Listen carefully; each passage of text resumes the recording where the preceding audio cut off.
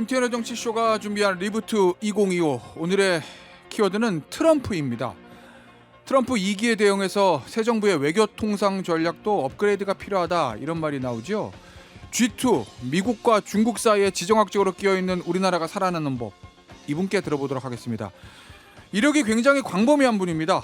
공학 박사 소지자시고요. 문화체육관광부와 국회 입법조사처를 거쳐서 지금은 법무법인 율촌의 수석 전문위원이시고 구독자 58만 명을 거느린 유튜버시기도 합니다. 지구본 연구소 최준영 박사와 함께합니다. 박사님 안녕하세요. 네, 안녕하세요. 최준영입니다. 박사님, 네, 이 트럼프라는 사람이요, 네, 등장도 놀랍고 국회의사당 난입 사태로 퇴장도 놀랍고 그런데 다시 재등장했거든요. 네.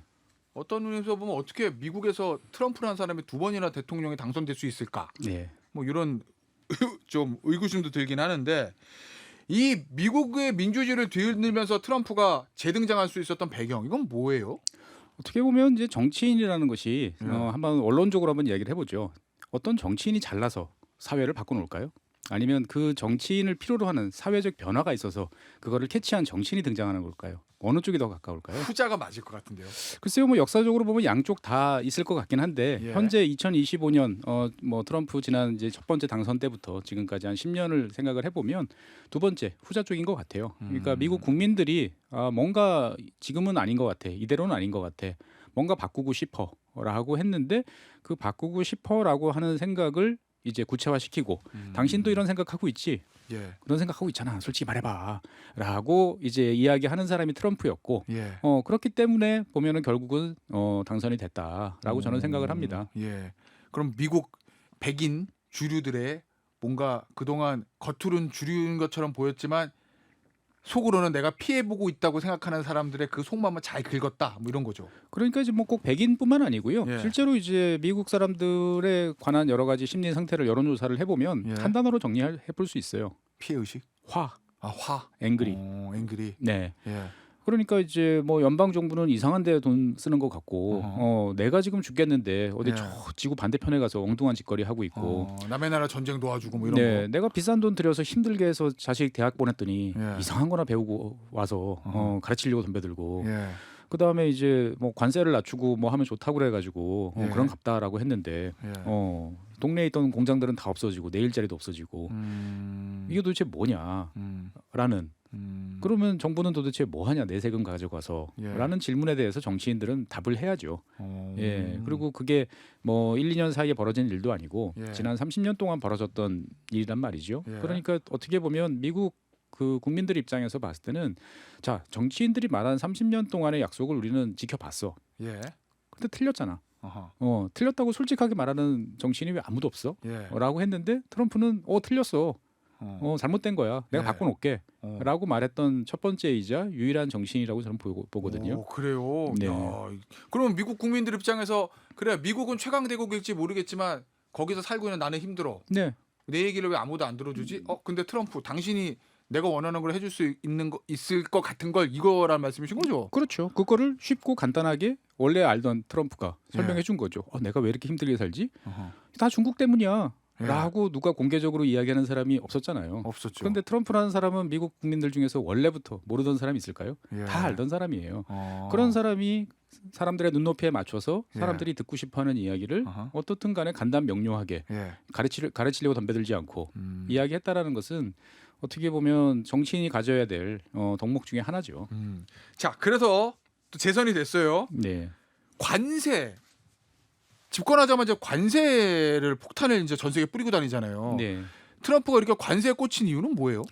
그러니까 이제 미국 입장에서 봤을 때는 이제 지식인들도 그렇고 평범한 예. 사람도 그렇고 미국이 이제 이중 착취를 당하고 있다라는 생각들을 많이 해요. 예. 그게 무슨 말이냐? 미국은 연간 한 9천억 달러 정도의 무역 적자를 봅니다. 맞아요. 무역 적자를 본다라는 것은 이제 일시적으로는 볼 수도 있지만 예. 이론적으로 보면은 결국은 환율이 변해서 어허. 이것이 결국은 이제 균형점을 찾아가요. 예. 근데 계속 적자를 본단 말이죠. 그러니까 많은 미국 사람들 입장에서 봤을 때는 이건 뭔가 상대가 불공정한 수단을 써서 반칙을 해가지고 우리한테 계속 돈을 벌어가네라고 생각하는 게 첫 번째. 예. 그 다음에 두 번째는 요거는 이제 조금 어려운 이야기긴 한데, 그렇게 돈 벌어가지고 뭐 하냐? 그러면 결국은 그 돈 가지고 미국의 자산을 사들인다. 결국은 미국 사람들이 쌓아 올린 예. 수백 년 동안 힘들게 노력해서 쌓아 올렸던 자산을 예. 외국 애들이 반칙해서 벌어간 돈으로 쪽쪽 빼가고 있다. 국채도 사고 부동산도 사고. 그렇죠. 주식도 사고. 예. 예. 대한민국 어. 주식만 해도 1,000억 달러 넘지 않습니까? 예, 그렇죠. 예. 그러니까 우리 입장에서 봤을 때는 아니 너희들 국채 안 사주면 너희들 2조 달러 그 재정 적자 어떻게 메꿀 거냐. 우리 한국 사람들이 열심히 테슬라 사주고 예. 하니까 미국 주식 올라서 너희들 은퇴 생활을 우리가 보장해 주는 거 아니냐라고 예. 우리는 이야기하지만 아하. 미국 사람들 생각에는 또 반대일 수도 있는 거죠. 음. 그러니까 이런 논리들이 이제 그 동안에 물밑에서 있다가 예. 이제 지난 트럼프 첫 번째 임기 때 무역 대표를 역임했던 로버트 라이트하이저 같은 예. 사람들이 이제 뭐 자유무역이라는 환상, 뭐 자유무역은 공짜가 아니다, 뭐 이렇게 번역되는 책을 가지고 구체적으로 정리를 이제 한 거죠. 그러니까 사람들이 받아가는 배당, 예.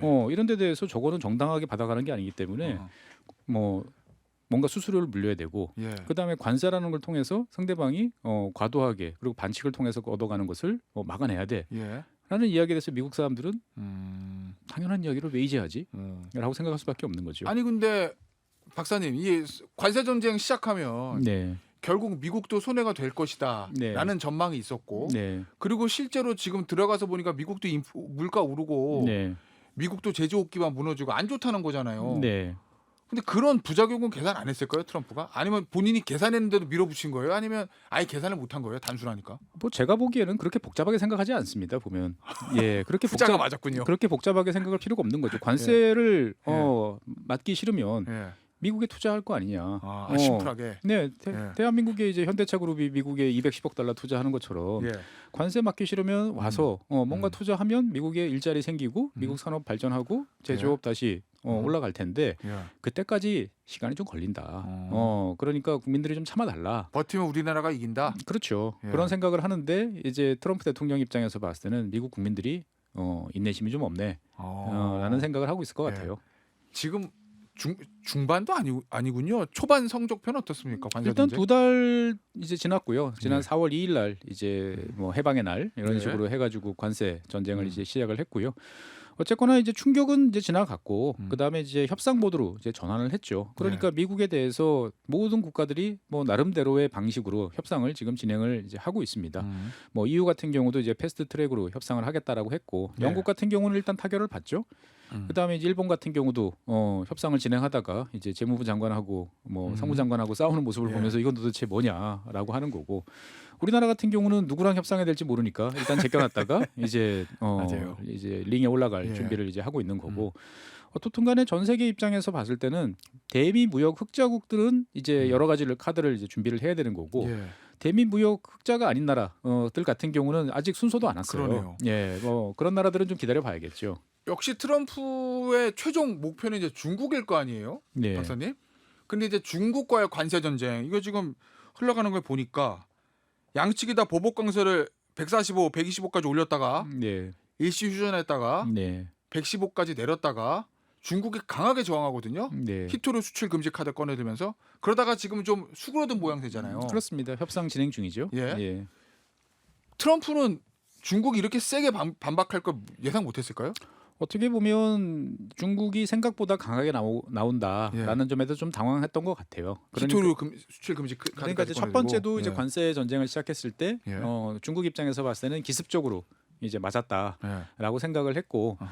그 다음에 이제 바로 협상 모드로 전환을 해서 예. 뭐 미국에서 더 많은 농산물 뭐 이런저런 사오겠다라고 약속을 이제 했었죠. 그러다가 이제 그게 뭐 2020년 선거 끝나면서 이제 흐지부지 됐는데 트럼프 대통령은 이제 마찬가지로 관세를 높이는 여러 가지 이제 압박을 가하면 중국이 협상 모드로 전환할 것이다. 예. 그 다음에 서로가 카드를 맞춰보면 원하는 것을 얻어낼 수 있다라고 생각을 했는데 일단 트럼프 특유의 크게 그냥 처음에 세게 지르고 그렇죠. 예. 네. 예, 그 그런데 패턴이구나. 이제 중국이 그 동안에 이제 트럼프가 당선되면은 어떻게 해야 될 것인가를 열심히 이제 연구를 한 것도 있고 나름대로 이제 준비도 많이 이제 해놓은 거죠. 예. 그러니까 이제 이를테면 실제적으로 지금 중국이 미국한테 수출하는 액수는 어마어마해 보이지만 예. 중국 전체 GDP로 보면은 2%밖에 안 돼요. 그래요? 그 말은 무슨 말이냐? 중국이 바로 다이렉트로 미국에 수출하는 게 아니고 예. 쓰리 쿠션으로 베트남을 경유하던 캄보디아를 경유하던 태국을 경유하던 한국을 경유하던 예. 어떤 형태로든 다양한 루트를 통해서 미국에 아. 수출하는 루트들을 확보를 해놓고 있다라고 예. 이제 볼 수가 있는 거죠. 아. 그러니까 이제 미국 입장에서 봤을 때는 이것을 전부 다 틀어막아야겠다라고 예. 생각해서 전 세계적인 예. 어떤 관세 부과를 했는데 아하. 하다 보니까 이제 평소에 사이가 안 좋았던 국가들은 괜찮은데 예. 평소에 그래도 우방이라고 생각했던 동맹이라고 생각했던 국가들 입장까지 어허. 이제 다 입이 나와가지고 예. 왜 우리한테 이러느냐라고 어. 하니까 미국 입장에서 봤을 때도 예. 이게 생각보다는 좀 복잡하네. 음. 라고 이제 생각을 할 텐데 어쨌든 미국 입장에서 봤을 때는 이제 정리를 이제 해 나가는 단계다. 라고 이제 생각을 합니다. 트럼프 대통령 임기 이제 시작한 지 아직 5달도 안 됐어요. 그러네요. 네. 그럼 일단은 초반 장세는 네. 중국이 나름대로 네. 트럼프가 집권하면 어떻게 할 줄 알고 네. 트럼프의 스타일을 면밀히 연구해서 네. 나름대로 준비를 했다. 네, 맞습니다. 초반에 밀리면 계속 밀리니 우리도 히토류 수출 금지 이런 카드로 맞불을 놓자. 제일- 상호 관세로. 그래야 버틴다. 그렇죠. 이런 거였나요? 제일 큰 거는 일단 미국으로부터 수입 비중을 많이 줄였죠. 예. 그러니까 과거에 미국으로부터 절대적으로 의존하던 콩, 음. 뭐 옥수수 이런 것들을 다 남미로 이제 수입선을 돌려놓은 상태고요. 예. 그다음에 에너지 같은 경우도 이제 한동안 뭐 미국산 LNG 이런 거 많이 수입하다가 어느 순간인가부터 예. 일부러 이제 다른 쪽으로 이제 어허. 수입선을 돌려서 예. 대응을 해왔던 거죠. 음. 그러니까 이제 중국 같은 나라는 우리나라 분들이 가끔 이제 조금씩 착각하실 때가 있는데 우리와는 상황이 좀 달라요. 그러니까 우리는 땅 파도 아무것도 안 나오지만 예. 중국은 땅 파면 이것저것 꽤 많이 나오는 나라입니다. 아주 많이 나오죠. 그래서 이제 꽤 의외로 자급자족하는 게 많아요. 오, 뭐 중국 사람들 그래요? 돼지고기가 좋아하지 않습니까? 예. 뭐 99% 자급자족입니다. 오, 그다음에 밀 그래요? 자급자족하고요. 쌀도 그렇고요. 예. 그러니까 사람 입으로 들어가는 것 중에서는 이제 콩 예. 관련해서만 좀 수입 의존도가 높은 거고 어. 그다음에 이제 천연가스 같은 경우도 한 40% 정도는 자급자족합니다. 석유도 나오잖아요. 석유도 한 20% 정도 자급자족하고요. 땅덩어리가 워낙 넓으니까 그냥 그렇죠. 뭐. 예. 그러다 보니까 어떻게 보면은 이제 우리 생각으로는 저런 식으로 압박을 하면 견디기가 어려울 거야라고 예. 하지만 중국이라는 나라 입장에서 봤을 때는 힘들지만 뭐 견디는 거는 또 이골이 난 나라다 보니까 뭐 정부는 강력하게 통제하고 인민들은 잘 참고 어허. 하는 이제 그런 면들이 있다 보니까 미국 예. 입장에서 봤을 때는 이거 좀 잘 안 먹히네. 어. 라고 생각을 해볼 수도 있지만 어쨌든 중국도 그렇다고 상황이 무조건 좋은 건 아닙니다. 그러니까 중국 나름대로도 지금 여러 가지 어려움이 많은데 더더군다나 이제 대외적으로 이러한 이제 충격이 오니까 이 문제를 체면을 손상하지 않는 범위 내에서 어떻게든 빨리 정리를 하고 싶으니까 그래도 예. 일단 협상 모드로 이제 전환해서 지금 이제 협상을 진행하고 있는 거죠. 근데 박사님, 우리나라는 이 관세 전쟁에서 중국처럼 대응하기는 쉽지 않은 거잖아요.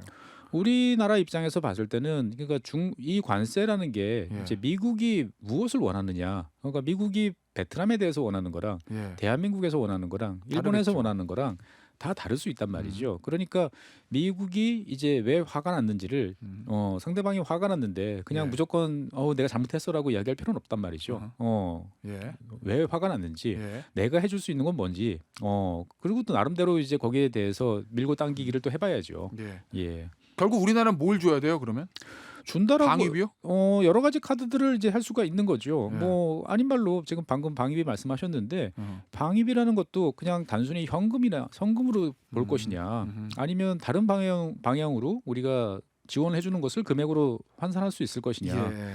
다르단 말이죠. 가령 이를테면은 이제 미국 입장에서 봤을 때는 중국과의 그 해군력 경쟁에서 밀리고 아하. 있다라는 두려움이 되게 큽니다. 그렇죠. 왜냐면은 미국은 1년에 2척 만들기도 힘든데 예. 중국은 뭐 수십 척씩 아하. 찍어내고 있으니까 예. 그러면은 우리나라 입장에서 봤을 때는 자 대한민국 정부 예산으로 미군이 쓰는 군함까지는 우리가 모르겠다. 예. 그런데 해군이 전쟁을 하려면 음. 많은 배들이 필요합니다. 급유함, 수송함 등등 이런 거 만들어서 우리가 미국한테 예. 30년 무상 리스로 줄게. 쓰세요. 예를 들면 아이디어로 그렇죠. 괜찮네요, 그거. 그러면은 우리 입장에서 봤을 때는 어차피 이제 조선업체들, 예. 조선업 여러 가지로 이제 지금 그래도 이제 활성화되고. 가장 힘든 고비를 넘겼습니다만 예. 아직 갈 길이 멀거든요. 예. 그럴 때 대해서 어쨌든 수요 창출하고 아하. 그다음에 조선업 생태계 다시 이제 부활시킬 예. 수 있고 어디서 다른 나라에서 만드는 거 아니잖아요. 예, 예. 그러면 이제 30년 동안 그거 나눠서 우리가 부담하는 정도 생각해 보면 지금 음. 어차피 추경해서 사업도 해야 되는데 그러네. 그러니까 꽁 잡고 예. 뭐 하고 할 수 있는 것들을 찾아봐야 되는 거죠. 그런 여러 아이디어가 진짜 있을 수 있겠네요. 그렇습니다. 알겠습니다. 교수님, 박사님, 어쨌든 현재까지는 트럼프 대통령 뜻대로 잘 되는 것 같지는 않은데 네. 그런 말 있잖아요. 타코 트럼프 always chickens out.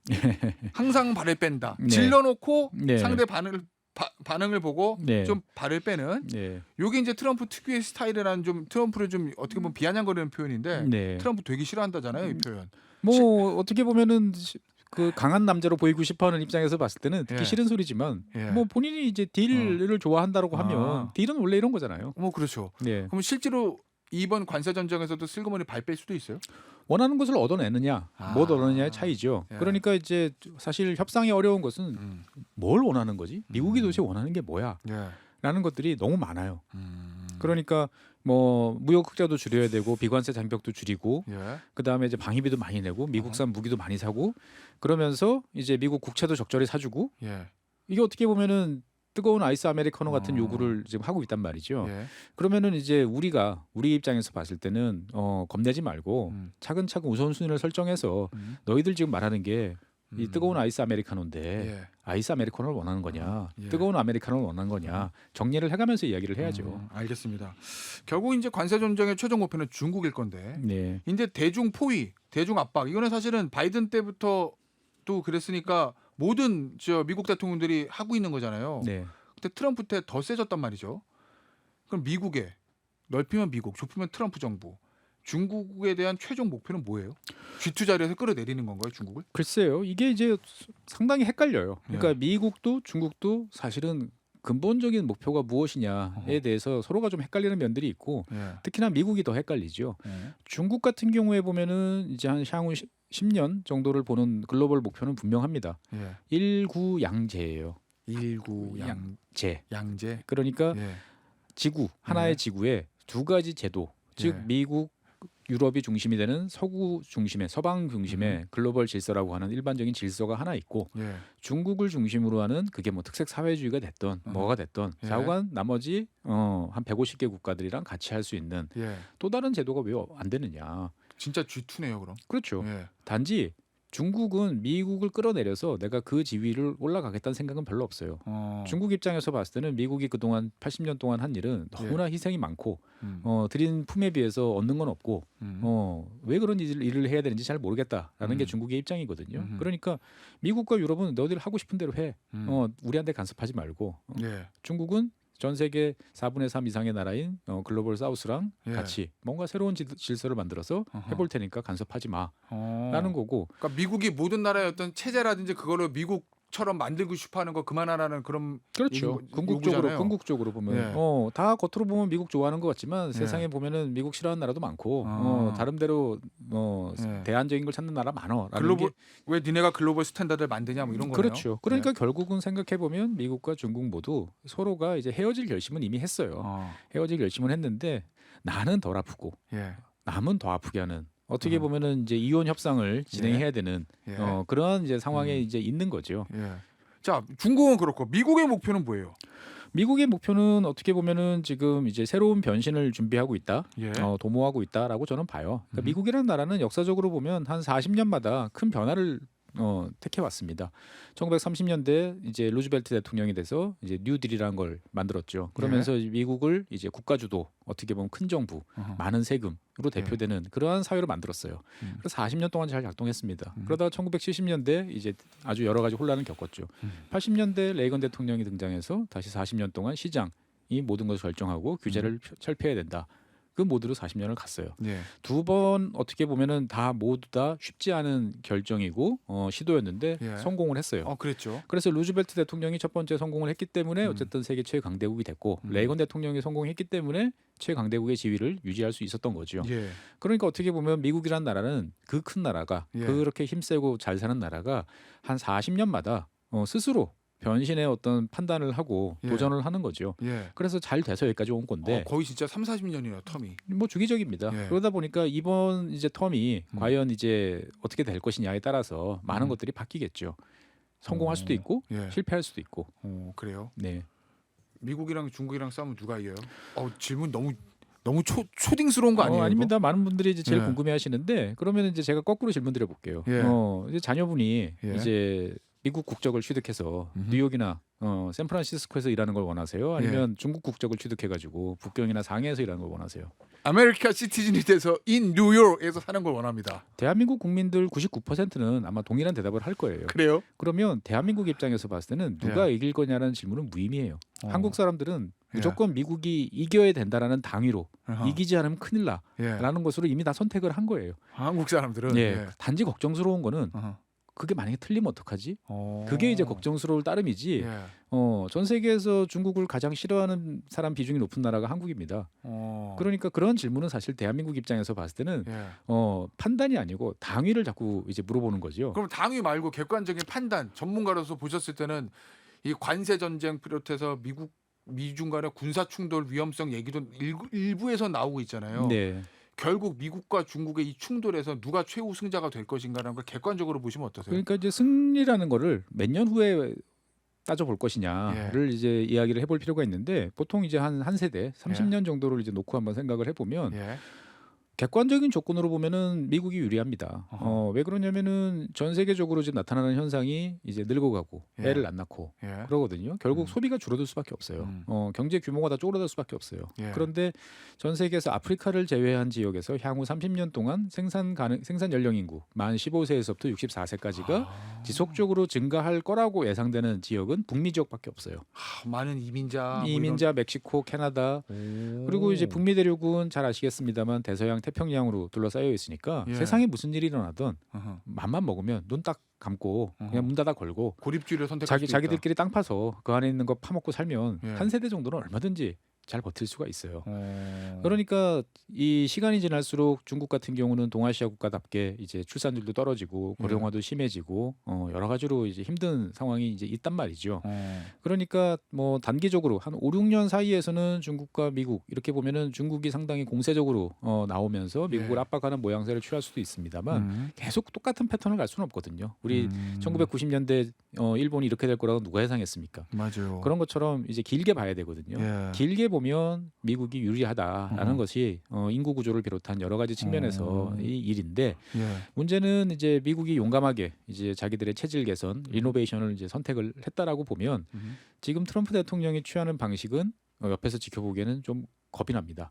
그래요? 그러니까 이제 기둥을 잘 이제 바꿔야 되는데 너무 급하게 건드리다 보니까 리노베이션 하다가 이제 집이 오히려 무너지지 않을까라는 이제 걱정이 되는 게 이제 변수인 거죠. 진짜 그러네요. 왜냐하면 박사님이 미국이 이길 거라고 보는 많은 논거들 중에서 제일 중요한 게 인구 구조. 거기에는 이제 이민자가 뒷받침되는 건데 지금 보면 트럼프 워낙 또 반이민 정책을 쓰니까 그러면은 미국의 장점이 없어지는 거죠. 그렇죠. 그러니까 어떻게 보면은 그냥 이제 2024년 뭐 이 정도의 느낌으로 보면 이제 여러 가지로 이제 현재의 추세가 계속 될 거다라고 보면 미국을 중심으로 한 북미 대륙이 여전히 제일 유리한 지역이다라는 점은 분명한데 이제 현재 그 한 6개월 사이에 이런저런 변수들이 많이 생기고 있는 거죠. 그럼 중국 같은 경우에도 본인들이 사실 2000년대 넘어와서 WTO 가입하면서 어마어마하게 성장을 이루었잖아요. 그 성장 공식이 이제 끝나간다. 중국도요. 어떻게 보면은 중국 입장에서 봤을 때도 이제 여러 가지 도전에 직면하고 있습니다. 그러니까 제일 큰 문제는 이제 과잉 생산의 문제. 이걸 어떻게 해결할 것인가. 그러니까 태양광이라든지 뭐 2차 전지 뭐 이런 문제는 어떻든 간에 이것을 그래도 잘 정리를 해서 세계적인 지배력을 획득을 하면서 나름대로 문제를 좀 극복을 해왔는데 지금 같은 경우에 보면은 이제 뭐 전기차라든지 이런 문제는 또 상황은 다른 것 같아요. 그러니까 중국 입장에서 봤을 때도 과거의 패턴을 그냥 적용할 수는 없거든요. 뭔가 바꿔야 되는데 중국 지도부 입장에서 봤을 때는 이거를 바꿨을 때 나타날 여러 가지 부작용이라든지 어려움들을 이걸 또 감내할 수 있을 것이냐 자신이 없어요. 그러니까 하던 대로 해보자라고 했는데 이게 이번에는 잘 안 먹히고 있는 거죠. 그러니까 어떻든 서로가 지금 약점 하나씩은 이제 안고 있는 싸움이고 그 다음에 이제 이것들을 누가 더 강점을 극대화할 것이냐 이런 이제 싸움을 벌이고 있는 거죠. 알겠습니다. 결국 이제 우리나라의 지정학적 위치상 선택의 순간이 다가온다라는 표현들을 많이 하더라고요. 많은 언론에서. 그거를 왜 그렇게만 보실지 저는 잘 모르겠어요. 그래요? 아니 왜냐면 우리 전통적으로 안미 경중 이런 얘기 많이 했잖아요. 안보는 미국 경제. 근데 미국에서 국방부 장관 안 된다던데. 아니 뭐 지금은 이제 미국이 우리나라 최대 교역국이잖아요. 한국은 이제 놀랍게도 현명하게 이제 그런 데 맞춰서 트렌드를 맞춰서 잘 바꿔오고 있단 말이죠. 그러니까 우리는 자꾸 양자택일이라고 그러는데 세상 일 중에서 정말 양자택일을 할 것은 이제 진짜 전쟁이 터졌을 때 예. 그때를 제외하고 나면 여러 가지 카드들이 많단 말이죠. 그러니까 미국과 중국, 우리 셋만 있는 게임이 아니잖아요. 예. 아시아에는 여러 나라들이 많이 있습니다. 특히 우리 옆에는 우리랑 별로 사이가 안 좋지만 예. 그래도 여전히 세계 3, 4위의 경제력을 유지하고 있는 일본이라는 나라가 있어요. 그러니까 우리는 지금 많은 이제 청취자분들께서 생각하지만 중국이 싫은 이유가 뭘까요? 중국이 우리를 자꾸 무시하는 것 같단 말이죠. 옛날식으로 대하는 게 싫은 거예요. 예. 그러면은 우리 혼자서 아무리 중국이랑 맞서려고 해도 이게 잘 안 돼. 예. 그러면 미국은 그걸 뻔히 알고 자기들 마음대로 과도한 요구를 막 우리한테 하는 것도 싫어. 예. 그럼 어떻게 해야 될까? 우리 입장에서 봤을 때는. 음. 예. 보통 그 동안의 상황을 보면 예. 우리가 일본하고 관계가 좋아지면 중국도 우리한테 대해서 그렇게 막대하지 못했어요. 그다음에 그러네요. 미국도 어떻게 보면은 한국과 일본은 원래 사이가 안 좋은 걸 잘 알죠. 예. 그런데 두 나라가 비슷한 목소리. 사실은 한국과 일본은 비슷한 상황입니다. 같이 늙어가고. 상황 자체가 예, 같이 늙어가고 제조업 중심 국가고 예. 여러 가지로 이제 비슷한 고민들을 하고 있는 나라예요. 예. 그러니까 뭐 그렇다고 해서 완벽하게 믿고 신뢰할 수는 없겠지만 예. 이러한 상황 여러 가지로 지금 정신없이 돌아가는 상황에서는 한 5, 6년 정도는 일본과 어떻게 보면 우리가 여러 가지 이해관계를 같이 그래요? 하고 있다는 생각을 하면서 예. 친한 척 예. 대외적으로 봤을 때 예. 그냥 부지런히 서로 만나고 예. 여러 가지 일에 대해서 논의하고 그러면 두 나라 경제력을 합치면 예. 전 세계적으로 봤을 때도 만만치 않거든요. 야, 근데 예. 박사님 이 일본이랑 좀 가깝게 지내려는 시도가 네. 이게 정치인들 입장에서는 워낙 쉬운 게 아니어서 국민 감정 때문에 그렇죠. 근데 뭐 1년에 1,000만 명씩 놀러 가는데 예. 예. 사실을 생각해 보면 뭐 지금 그 감정이라는 것이 예. 지금 10대, 20대 이런 친구들한테는 일본이란 나라는 전혀 위협적이지 않아요. 그냥 싸고 예. 예. 깨끗하고 예. 놀러 가기 좋은 음. 그리고 레트로가 풍부한 이제 이런 나라란 말이죠. 일본 젊은 친구들한테도 한국이란 나라는 가끔 좀 다이나믹하지만 나쁘게 말하면 뭐 여러 가지 혼란스러운 면이 좀 보이긴 하지만 예. 재밌고 예. 그만큼 또 친숙해진 이제 그런 나라란 말이죠. 그러니까 어떻게 보면 우리는 지금 1960년대의 눈으로 70년대 초반생의 눈으로 자꾸 모든 것을 판단하는 우를 범하고 있을지도 몰라요. 미래 세대의 생각을 들어볼 필요가 있다라는 거죠. 예. 그러니까 어떻든 간에 전 세계에는 200개 가까운 나라가 있고 아시아만 해도 수많은 나라들이 존재를 한다라고 생각을 해보면 그 속에서의 우리가 복합적인 게임을 할 준비를 해야 된다. 저는 이제 한반도 천동설에서 벗어나야 된다라고 생각을 하거든요. 한반도 천동설. 예. 예. 다 한국 사람들은 자꾸 대한민국 한반도가 세계에서 지정학적으로 제일 중요한 곳이다라고 자꾸 생각들을 하시는데 예. 그렇지 않아요. 그렇게 지정학적으로 중요한 곳은 전 세계에 많습니다. 예. 그러니까 어떻게 보면은 우리는 원 오브 댐이에요. 그러면 원 오브 댐이면 거기에 걸맞게 여러 가지 판을 짜고 넓게 보고 동남아부터 시작을 해서 큰 그림을 이렇게 그렸다가 지웠다가 수정했다가 하는 연습과 실전을 이제 거듭해봐야 되는 거죠. 예. 그러려고 지금 몸집을 키웠지 않습니까? 여기까지. 그러네요. 자, 그러면 이 미중 경쟁, 미중 패권 경쟁 시대에 우리의 대응 전략을 우리 박사님 말씀을 좀 정리를 하면 미국과 중국이 경쟁을 계속하는 동안에는 우리는 일본과 일종의 전략적인 파트너십 이런 거를 만들어서 함께 협력할 건 협력하고 경쟁할 건 경쟁하고 이럴 네. 필요가 있다. 네, 최근에 이제 최태원 그 대한상의 의장님께서도 이런 이야기를 많이 하셨잖아요. 예. 예, 그러니까 산업적으로 봤을 때 서로가 손을 잡으면 도움이 될 게 있습니다. 실제로 일본과 대만은 지금 손을 잡았잖아요. 반도체로. 양쪽은 하드웨어 최강자예요. 예. 일본은 로봇 하드웨어의 최강자, 예. 대만은 AI 반도체 최강자. 예. 그러면 우리도 어떻게 보면은 이 그러한 삼각형을 구성을 해서 잘할 수 있는 것들은 더 강하게 예. 서로가 약점이 있으면 좀 보완하는 이러한 구조로 예. 이제 가보는 시도를 해야죠. 혹시 그 전략에 우리의 좀 특수한 상황, 북한 요게 변수가 되지 않을까요? 항상 북한은 이제 여러 가지 변수들이 원체 많다 보니까 예. 이러한 모든 이야기를 하다가 북한이 이제 예측 불허에 수를 던지면 또 다 리셋이 돼버리는 거죠. 그런 건 여러 가지로 이제 경험을 해봤는데 예.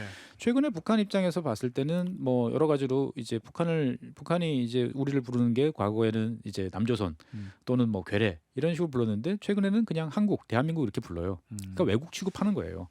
그러니까 그 말은 뒤집어 보면은 더 긴장의 리스크가 높아졌다라고 예. 볼 수도 있지만 아하. 다른 한편으로 보면 서로가 소가 닭보듯이 좀 했으면 좋겠다라는 예. 시그널이라고 보면 음흠. 우리가 먼저 너무 걱정하기보다는 예. 그거는 이제 상수로 놔두고 특별한 일이 생겼을 때 다시 한번 들여다보는 정도로 가고 예. 우리의 시야를 이 한반도에서 벗어나서 음. 좀 넓게 가져가는 게 중요하다라는 말씀드리겠습니다. 알겠습니다. 자, 마지막 질문인데요. 저희 기획 제목은 리부트 2025인데 한국이 통상 분야에서 업그레이드하기 위해서 리부트하기 위해서 제일 필요한 게 뭐다? 하나만 뽑아 주신다면요. 통상이요? 예.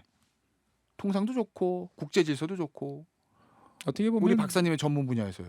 뭐 상상력이죠. 상상력. 네. 오. 대한민국은 상상력이 부족해요. 예. 예, 이 정책이라는 것도 그 다음에 대외 관계라는 것도 예. 결국은 누군가 머릿속에서 그 전까지 없던 그림을 그려서 아하. 그것을 가지고 상대방을 설득을 하고 예. 국내적으로 지지를 얻고 하는 그림을 그려봐야 된다는 거죠. 어떻게 예. 보면 우리는 1990년대 중반에 음. 4강 외교, 음흠. 그 다음에 한반도 평화, 햇볕 정책 그 이후에 새로운 것을 과연 만들어냈느냐라고 생각하면 없단 말이죠. 오. 그거는 탈냉전 이후에 1990년대에는 맞는 상황이었어요. 예. 그런데 지금 상황이 바뀌었다라는 것은 모두가 다 인정한단 말이죠. 음흠. 그러면 거기에 걸맞는 새로운 무엇인가를 그려보려고 노력을 해야 되는 것이고 어떻게 보면 지금 이제 우리한테는 또 그럴 만한 여건이 갖춰지고 있다라고 저는 생각합니다. 알겠습니다. 앞서 말씀하셨던 그 시야를 넓게 가지고 세계 지도를 놓고 그렸다, 지웠다, 그렸다, 지웠다 하는 이런 상상력이 필요하다. 이런 말씀이셨어요. 네.